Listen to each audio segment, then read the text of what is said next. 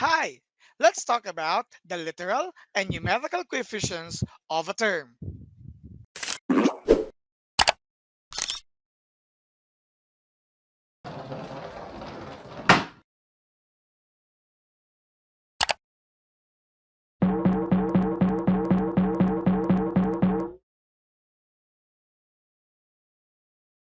To understand how algebraic expressions work later on when we talk about operations, let's try to determine the correct literal and numerical coefficients of each term.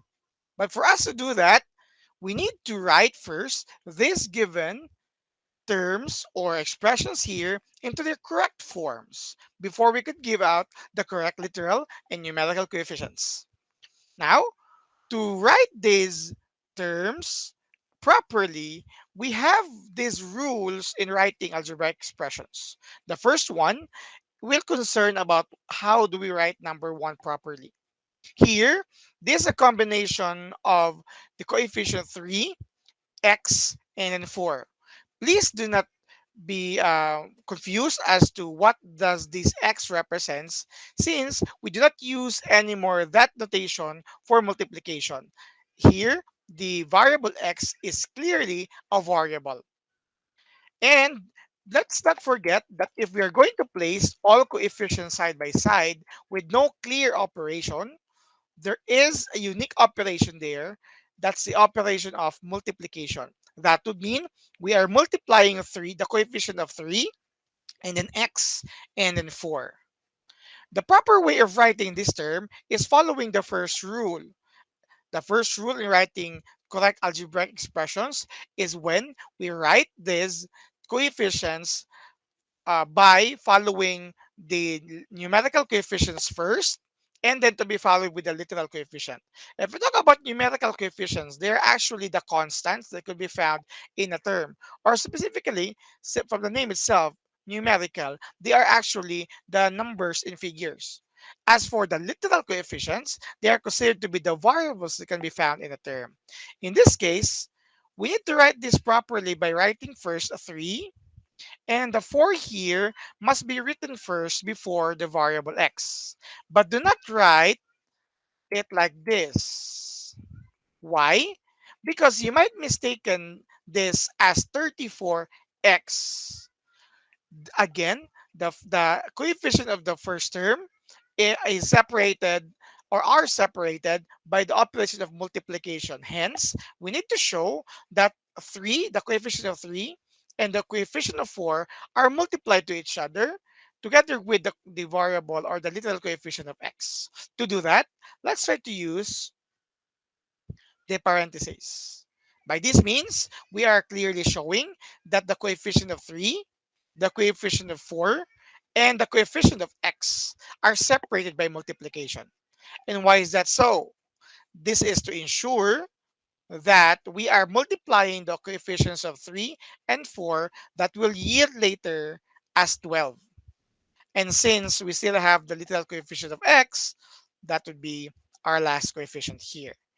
This would mean that to write the proper algebraic form of the term 1 or the expression number 1 here, again, we follow the rules on writing first the literal coefficients, I mean rather, numerical coefficients before the literal coefficients. Here having with this. After this one, let's try to now determine the correct numerical coefficient, NC, or the correct literal coefficient. As I have mentioned earlier, the numerical coefficient is the constant that can be found in a term.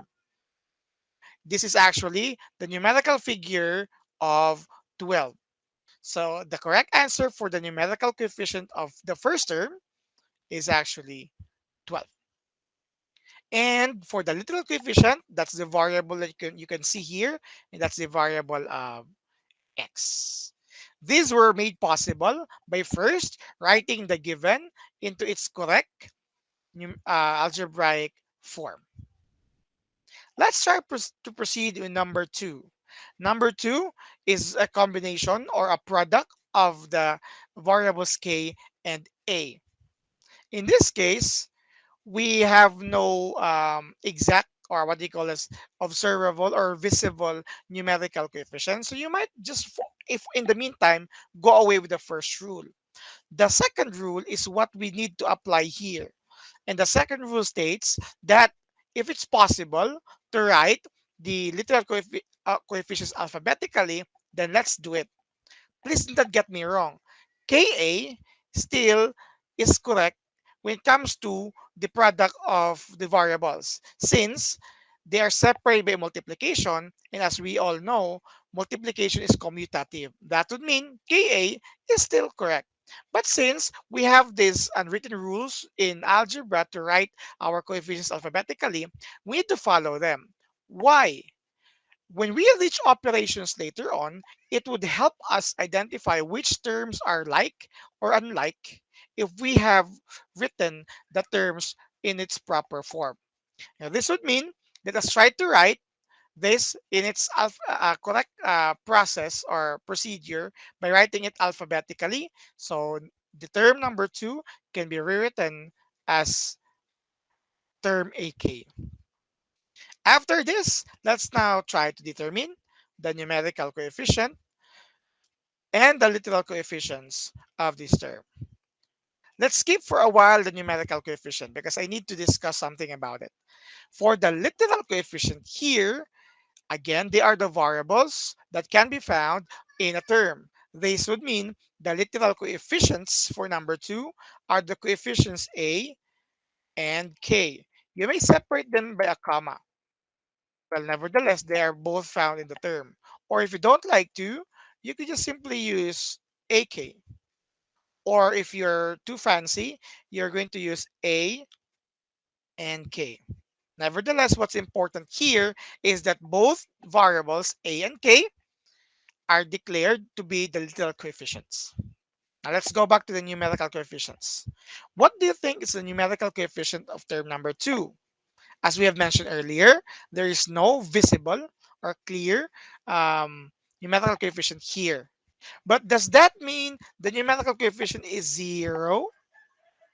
If you say yes, let's try to place this back in our given. And let's say, or not necessarily given, the form that we have made here earlier. And let's say 0AK. Please do not forget that the operation separating the coefficients in a term is multiplication. If you're saying that the numerical coefficient is zero, will this mean we are going to multiply all of this?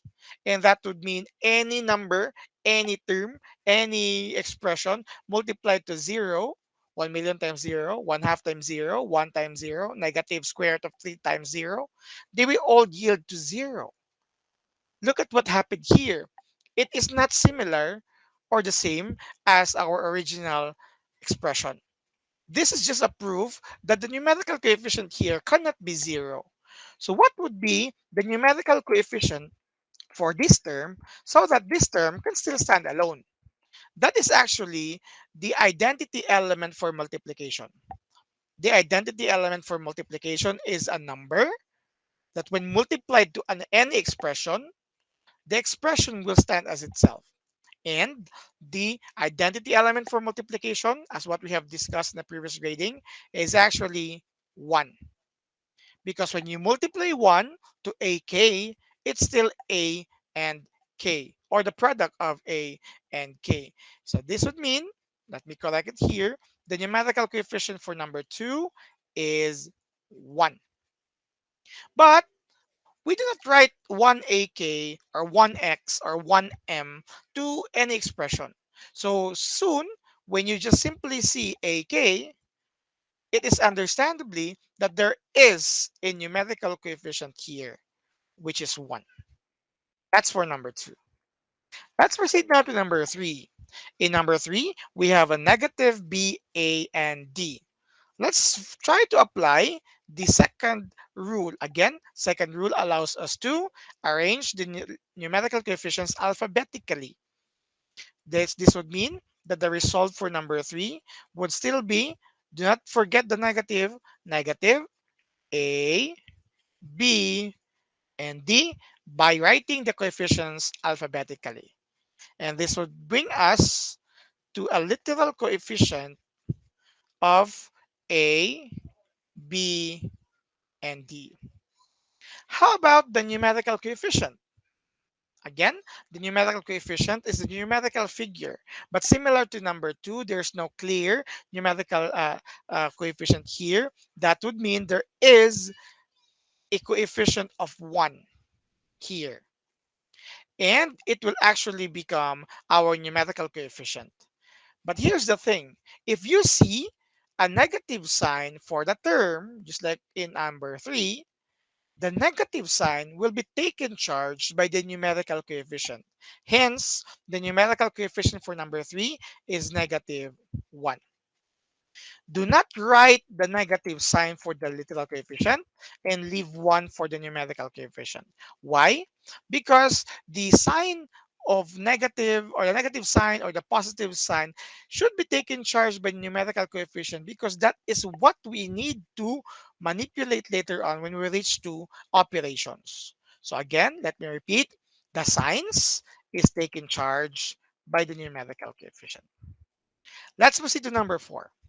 In number 4, we can see here another numerical coefficient here, and we may need to rearrange this. So by applying rules number 1 and 2, you will have to start with 2, writing the numerical coefficients first, and you have here D, I, D. I'm doing it step by step.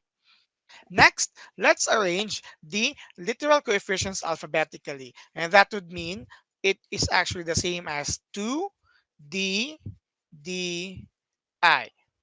Right?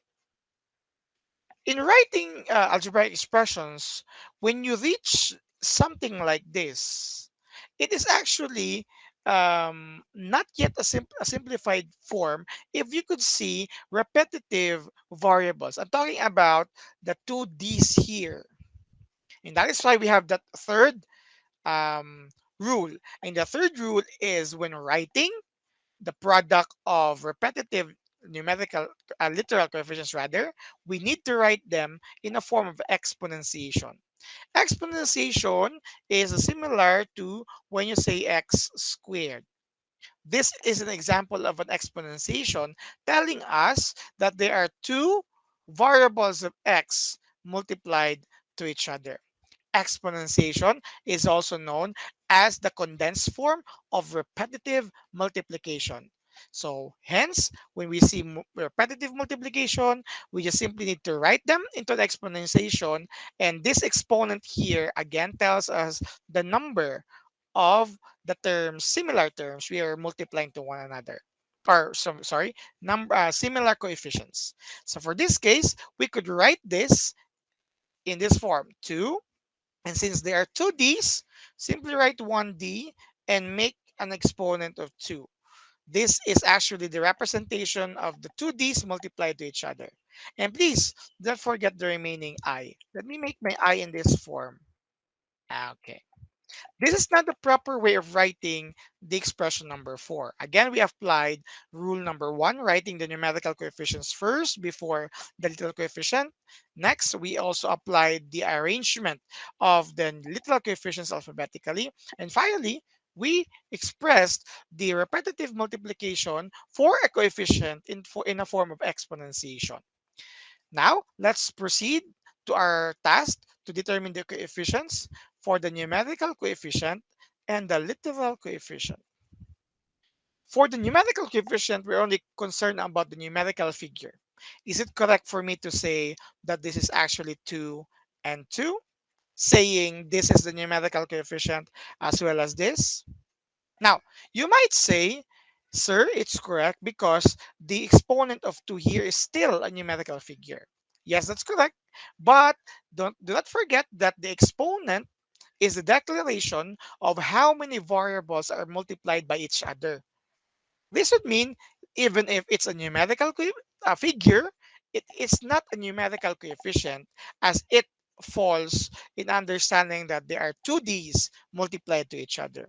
So just simply announce here or declare the first two, which is your numerical coefficient. And for our literal coefficient, it's now the combination of the variables, including the exponents. Exponents meaning this actually 2d squared and then I. Because you can also write it in this form d, and then I. D squared means there are two d's multiplied by each other. So the exponent shall fall to your literal coefficients. We still have two items here, and let's continue. There in number five, there is one thing I need to expound further. But let's try to look at number five first. These are the letters in the word Philippines, but we are not talking about the word now, but we're talking about whether these letters here are variables in an expression. So let's write it by writing according to its alphabetical order, since we don't have numerical coefficient here clearly visible numerical coefficient other than one. So we have here, we start with E, that's E here, and then E, F, G, H, and you have I, 1, 2, 3, I, J, K, L. Let me write L in this way so that it will not look like one. L, M, N, O, P. We have three P's. QRS. Let us count. 1, 2, 3, 4, 5, 6, 7, 8, 9, 10, 11. 1, 2, 3, 4, 5, 6, 7, 8, 9, 10, 11. So these are this is actually the form of the, if we're going to take the letters in the word Philippines as variables, this is now how do we write it alphabetically. And then we just need to apply the exponentiation. So this is actually E, you have H, you have three I's. So this is I cube, an L. It's not an E, okay? It's an L. And you have N. Before I proceed, of course, there is an S at the end, but I'm going to make emphasis on this three P's here. Some of you might say, I have here, sir, P cube, just like I, wherein there are three I's. I have here three P's, so I'm going to have P cube. Um, we just need to emphasize here that for the given, the first P is a capital letter or an uppercase letter P, while the rest are in lower cases. If we see variables expressed in either upper or in both, sorry, upper cases and lower cases, we cannot just simply say they are the same. I'm talking about an example in physics. F, capital letter, stands for force. I might not be the best person to talk about this one, but I'm just showing you this explanation for you to understand this. Again, F, the capital letter F stands for force. The small letter f is still a force, but specifically it's a friction or frictional force or called friction.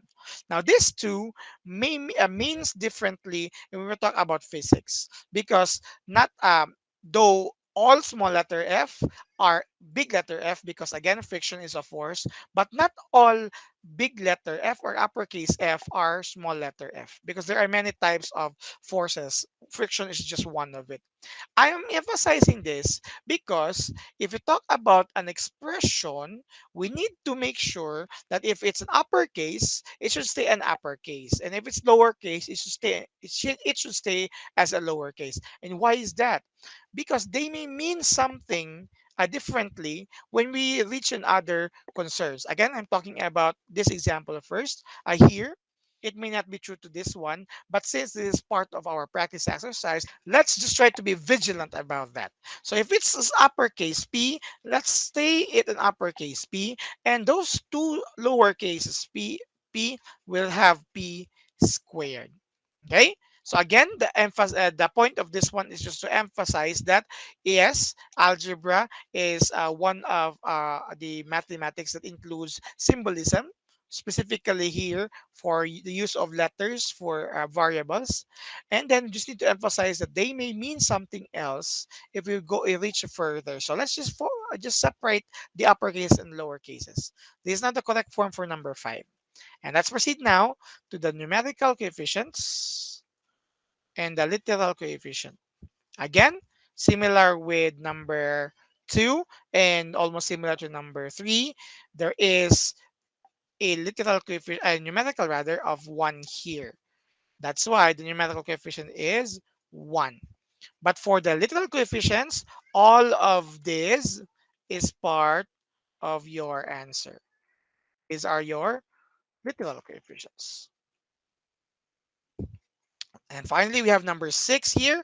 Let's just again arrange the coefficients, starting with the numerical coefficient. We have here the negative sign will be taken charge by the numerical coefficient, which is here in this case 4. And you have here just u. And then arrange the literal coefficients alphabetically. You will start with j.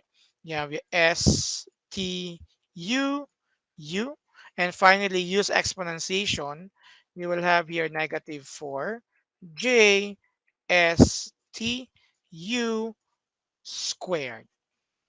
For the numerical coefficient for number 6, you have negative 4. Again, the sign will be taken charge by the numerical coefficient.